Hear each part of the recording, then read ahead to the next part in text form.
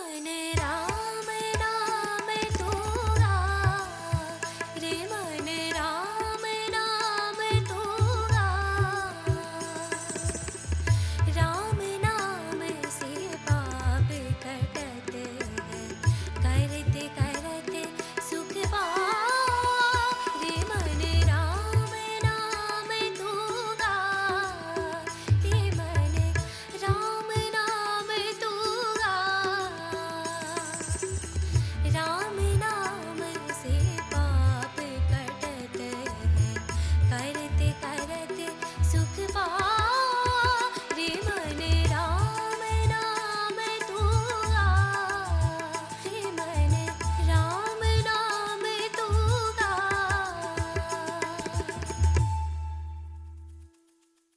माँ भारती का हिसाली वाली मैया का मैं चरण वंदन करती हूँ।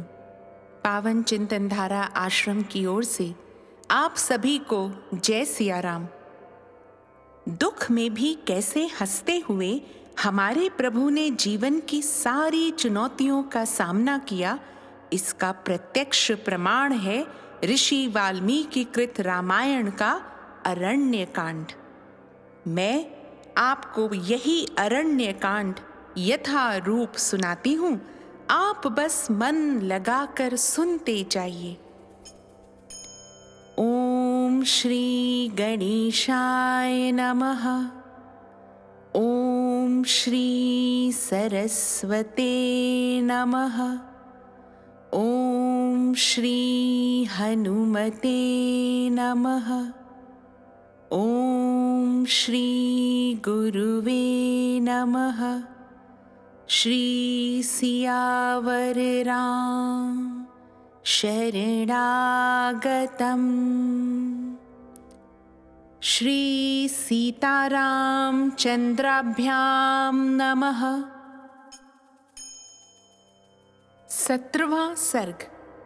श्री राम के आश्रम में शूर्पणखा का आना, उनका परिचय जानना और अपना परिचय देकर उनसे अपने को भार्या के रूप में ग्रहण करने के लिए अनुरोध करना।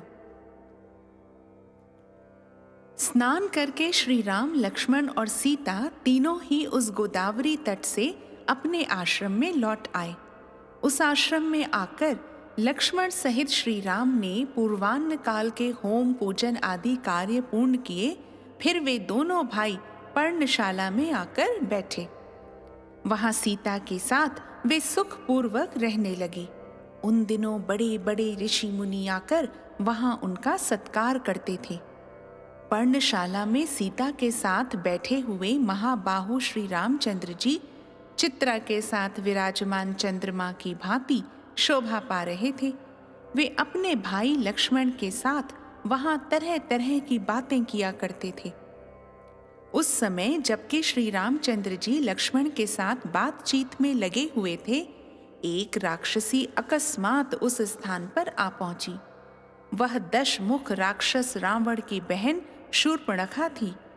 उसने वहां आकर देवताओं के समान मनोहर रूप वाले श्री रामचंद्र जी को देखा। उनका मुख तेजस्वी, भुजाएं बड़ी बड़ी और नेत्र प्रफुल्ल कमल दल के समान विशाल एवं सुंदर थे। वे हाथी के समान मंद गति से चलते थे। उन्होंने मस्तक पर जटा मंडल धारण कर रखा था। परम सुकुमार, महान बलशाली, राजोचित लक्षणों से युक्त, नील कमल के समान श्याम कांति से सुशोभित, कामदेव के सदृश सौंदर्यशाली तथा इंद्र के समान तेजस्वी श्री राम को देखते ही वह राक्षसी काम से मोहित हो गई। श्री राम का मुख सुंदर था और शूर्पणखा का मुख बहुत ही भद्दा एवं कुरूप था। उनका मध्य भाग, कटी प्रदेश और उदर शीर्ण था, किंतु शूर्पणखा बेडौल लंबे पेट वाली थी। श्री राम की आंखें बड़ी बड़ी होने के कारण मनोहर थीं, किंतु उस राक्षसी के नेत्र कुरूप और डरावने थे। श्री रघुनाथ जी के केश चिकने और सुंदर थे, परंतु उस निशाचरी के सिर के बाल तांबे जैसे लाल थे। श्री राम का रूप बड़ा प्यारा लगता था, किंतु शूर्पणखा का रूप विभत्स और विकराल था। श्री राघवेंद्र मधुर स्वर में बोलते थे, किंतु वह राक्षसी भैरवनाद करने वाली थी। ये देखने में सौम्य और नित्य नूतन तरुण थे, किंतु वह निशाचरी क्रूर और हजारों वर्षों की बुढ़िया थी। ये सरलता से बात करने वाले और उदार थे, किंतु उसकी बातों में कुटिलता भरी रहती थी। ये न्यायोचित सदाचार का पालन करने वाले थे और वह अत्यंत दुराचारिणी थी। श्री राम देखने में प्यारे लगते थे और शूर्पणखा को देखते ही घृणा पैदा होती थी। तो वह राक्षसी काम भाव से आविष्ट हो मनोहर रूप बनाकर श्री राम के पास आई और बोली, तपस्वी के वेश में मस्तक पर जटा धारण किए, साथ में स्त्री को लिए और हाथ में धनुष बाण ग्रहण किए, इन राक्षसों के देश में तुम कैसे चले आए? यहाँ तुम्हारे आगमन का क्या प्रयोजन है? यह सब मुझे ठीक ठीक बताओ। राक्षसी शूर्पणखा के इस प्रकार पूछने पर शत्रुओं को संताप देने वाले श्री रामचंद्र जी ने अपने सरल स्वभाव के कारण सब कुछ बताना आरंभ किया। देवी, दशरथ नाम से प्रसिद्ध एक चक्रवर्ती राजा हो गए हैं, जो देवताओं के समान पराक्रमी थे। मैं उन्हीं का ज्येष्ठ पुत्र हूँ और लोगों में राम नाम से विख्यात हूँ। ये मेरे छोटे भाई लक्ष्मण हैं, जो सदा मेरी आज्ञा के अधीन रहते हैं, और ये मेरी पत्नी है, जो विदेह राज जनक की पुत्री तथा सीता नाम से प्रसिद्ध है। अपने पिता महाराज दशरथ और माता कैकेयी की आज्ञा से प्रेरित होकर मैं धर्म पालन की इच्छा रखकर धर्म रक्षा के ही उद्देश्य से इस वन में निवास करने के लिए यहाँ आया हूँ। अब मैं तुम्हारा परिचय प्राप्त करना चाहता हूँ। तुम किसकी पुत्री हो? तुम्हारा नाम क्या है? और तुम किसकी पत्नी हो? तुम्हारे अंग इतने मनोहर हैं कि तुम मुझे इच्छानुसार रूप धारण करने वाली कोई राक्षसी प्रतीत होती हो। यहाँ किस लिए तुम आई हो, यह ठीक ठीक बताओ। श्री रामचंद्र जी की यह बात सुनकर वह राक्षसी काम से पीड़ित होकर बोली, श्री राम, मैं सब कुछ ठीक ठीक बता रही हूँ, तुम मेरी बात सुनो। मेरा नाम शूर्पणखा है और मैं इच्छानुसार रूप धारण करने वाली राक्षसी हूँ। मैं समस्त प्राणियों के मन में भय उत्पन्न करती हुई इस वन में अकेली विचरती हूँ। मेरे भाई का नाम रावण है। संभव है उसका नाम तुम्हारे कानों तक पहुँचा हो। रावण विश्रवा मुनि का वीर पुत्र है, यह बात भी तुम्हारे सुनने में आई होगी। मेरा दूसरा भाई महाबली कुंभकर्ण है, जिसकी निद्रा सदा ही बढ़ी रहती है। मेरे तीसरे भाई का नाम विभीषण है, परंतु वह धर्मात्मा है। राक्षसों के आचार विचार का वह कभी पालन नहीं करता। युद्ध में जिनका पराक्रम विख्यात है, वे खर और दूषण भी मेरे भाई ही हैं। श्री राम, बल और पराक्रम में मैं अपने उन सभी भाइयों से बढ़कर हूँ। तुम्हारे प्रथम दर्शन से ही मेरा मन तुम्हें आसक्त हो गया है, अथवा तुम्हारा रूप सौंदर्य अपूर्व है। आज से पहले देवताओं में भी किसी का ऐसा रूप मेरे देखने में नहीं आया है। अतः इस अपूर्व रूप के दर्शन से मैं तुम्हारे प्रति आकृष्ट हो गई हूँ। यही कारण है कि मैं तुम जैसे पुरुषोत्तम के प्रति पति की भावना रखकर बड़े प्रेम से पास आई हूँ। मैं प्रभाव, उत्कृष्ट भाव, अनुराग अथवा महान बल पराक्रम से संपन्न हूँ और अपनी इच्छा तथा शक्ति से समस्त लोकों में विचरण कर सकती हूँ। अतः अब तुम दीर्घ काल के लिए मेरे पति बन जाओ। इस अबला सीता को लेकर क्या करोगे? यह विकार युक्त और कुरूपा है, अतः तुम्हारे योग्य नहीं है। मैं ही तुम्हारे अनुरूप हूँ, अतः मुझे अपनी भार्या के रूप में देखो। यह सीता मेरी दृष्टि में कुरूप, ओछी, विकृत, धसे हुए पेट वाली और मानवी है। मैं इसे तुम्हारे इस भाई के साथ ही खा जाऊंगी। फिर तुम काम भाव युक्त हो मेरे साथ पर्वतीय शिखरों और नाना प्रकार के वनों की शोभा देखते हुए दंडक वन में विहार करना। शूर्पणखा के ऐसा कहने पर बातचीत करने में कुशल ककुत्स कुलभूषण श्री रामचंद्र जी जोर जोर से हंसने लगे। फिर उन्होंने उस मतवाले नेत्रों वाली निशाचरी से इस प्रकार कहना आरंभ किया। इस प्रकार श्री वाल्मीकि निर्मित आर्ष रामायण आदि काव्य के अरण्य कांड में 17वां सर्ग पूरा हुआ।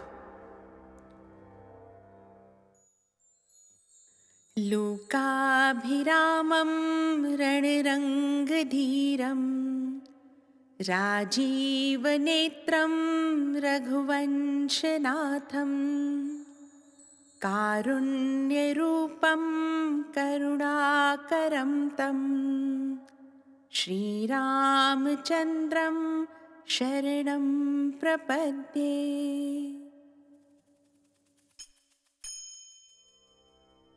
18वां सर्ग। श्री राम के टाल देने पर शूर्पणखा का लक्ष्मण से प्रणय याचना करना, फिर उनके भी टालने पर उसका सीता पर आक्रमण और लक्ष्मण का उसके नाक कान काट लेना। श्री राम ने काम पाश से बंधी हुई उस शूर्पणखा से अपनी इच्छा के अनुसार मधुर वाणी में मंद मंद मुस्कुराते हुए कहा, आदरणीय देवी, मैं विवाह कर चुका हूँ। यह मेरी प्यारी पत्नी विद्यमान है। तुम जैसी स्त्रियों के लिए तो सौत का रहना अत्यंत दुखदायी ही होगा। ये मेरे छोटे भाई श्रीमान लक्ष्मण बड़े शीलवान, देखने में प्रिय लगने वाले और बल पराक्रम से संपन्न हैं। इनके साथ स्त्री नहीं है। ये अपूर्व गुणों से संपन्न हैं। ये तरुण तो है ही, इनका रूप भी देखने में बड़ा मनोरम है। अतः यदि इन्हें भार्या की चाह होगी तो ये ही तुम्हारे इस सुंदर रूप के योग्य पति होंगे। विशाल लोचने, वरारोहे, जैसे सूर्य की प्रभा मेरु पर्वत का सेवन करती है, उसी प्रकार तुम मेरे इन छोटे भाई लक्ष्मण को पति के रूप में अपनाकर सौत के भय से रहित हो इनकी सेवा करो।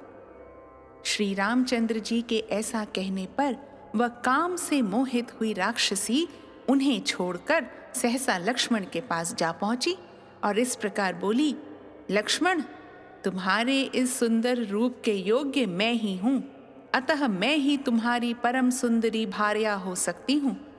मुझे अंगीकार कर लेने पर तुम मेरे साथ समूचे दंडकारण्य में सुखपूर्वक विचरण कर सकोगे।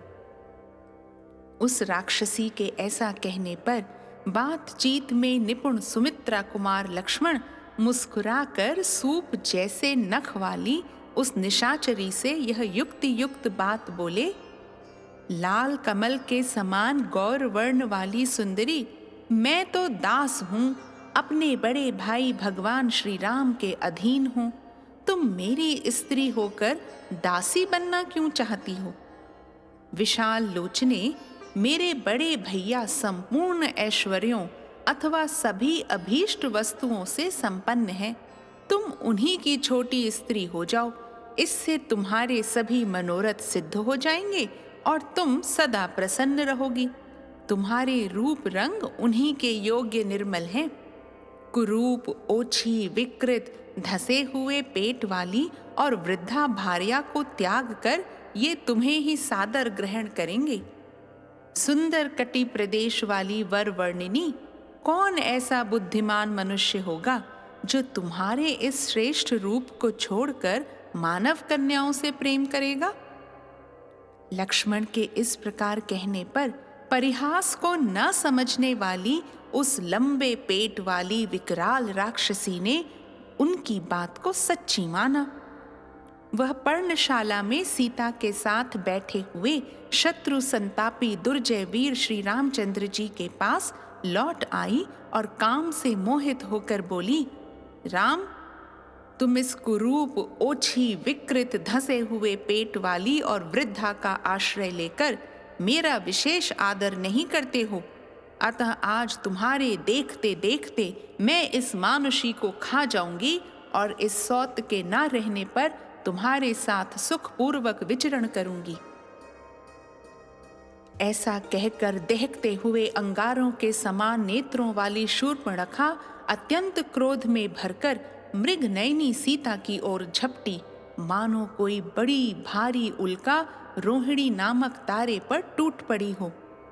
महाबली श्री राम ने मौत के फंदे की तरह आती हुई उस राक्षसी को हुंकार से रोक कर कुपित हो लक्ष्मण से कहा, सुमित्रा नंदन, क्रूर कर्म करने वाले अनार्यों से किसी प्रकार का परिहास भी नहीं करना चाहिए। सौम्य, देखो ना, इस समय सीता के प्राण किसी प्रकार बड़ी मुश्किल से बचे हैं।